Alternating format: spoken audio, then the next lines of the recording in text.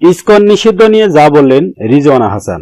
বিভিন্ন মহল থেকে আন্তর্জাতিক শ্রীকৃষ্ণ ভাবনামৃত সংঘকে অর্থাৎ ইসকনকে নিষিদ্ধের দাবি উঠলেও এ বিষয়ে কোন সংস্থা নিষিদ্ধ করার কোনো আলোচনা সরকারের মধ্যে হয়নি বলে জানিয়েছেন বন, পরিবেশ ও জলবায়ু উপদেষ্টা সৈয়দ রিজওয়ানা হাসান। বৃহস্পতিবার সার্ভিস একাডেমিতে সাংবাদিকদের ব্রিফ করছেন বন, পরিবেশ ও জলবায়ু উপদেষ্টা রিজওয়ানা হাসান।